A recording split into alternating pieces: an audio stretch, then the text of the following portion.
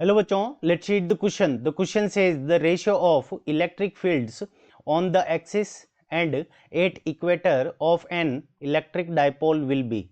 Option A 1:1, option B 2:1, option C 4:1 and option D none of these. ठीक है बच्चों.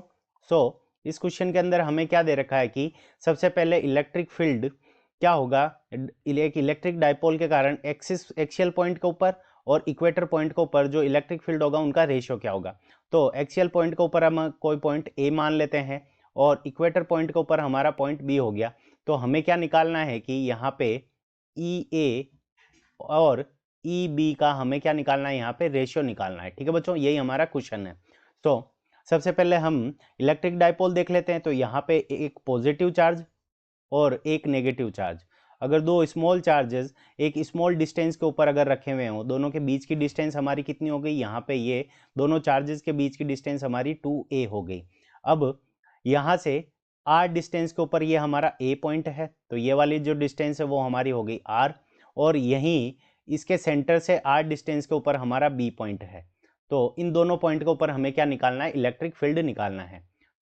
इस क्वेश्चन को करने के लिए हमारा जो की कंसेप्ट हो जाएगा, सबसे पहले की कंसेप्ट. अब की कंसेप्ट के अंदर हमारा क्या हो जाएगा कि डाइपोल मोमेंट हम देखेंगे कि इलेक्ट्रिक फील्ड का जो जो डाइपोल होता है वो हमारा इलेक्ट्रिक डाइपोल, उसका डाइपोल मोमेंट क्या होता है. तो यहाँ पे ये एक वेक्टर क्वांटिटी होती है. वेक्टर क्वांटिटी तो q मल्टीप्लाइड बाई 2a.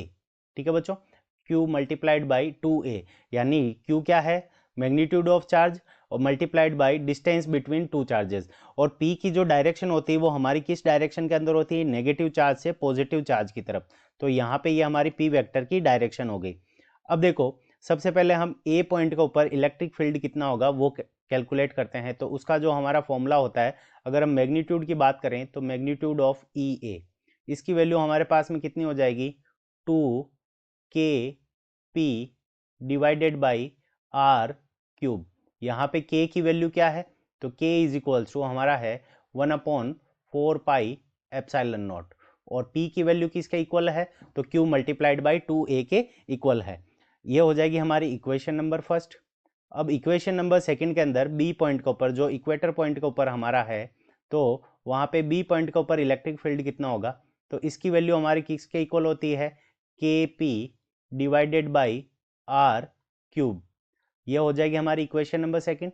अब हमें क्या निकालना है, दोनों का रेशियो निकालना है. तो यहाँ से हमारे पास में E A divided by E B, ratio निकालने के लिए हम क्या करेंगे, डिवाइड कर लेंगे. यहाँ पे दोनों वैल्यू पुट कर देते हैं इक्वेशन फर्स्ट और सेकंड से. तो 2kp divided by r cube, और इसके डिवाइड के अंदर हमारे पास में क्या आ जाएगा, kp divided by r cube. तो यहाँ से kp divided by r cube और kp divided by r cube, ये दोनों एक दूसरे को कैंसिल कर देंगे.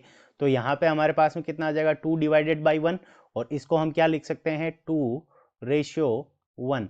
यानी इन दोनों के ऊपर एक्सियल पॉइंट और इक्वेटर पॉइंट के बीच में जो इलेक्ट्रिक फील्ड का रेशियो होगा इलेक्ट्रिक डाइपोल के कारण, वो कितना होगा, 2:1. अब 2:1 हमें कौन से ऑप्शन के अंदर गिवन है, ऑप्शन बी के अंदर गिवन है. So option B is the correct answer of this question. I hope you understood it well. Best of luck. Thank you.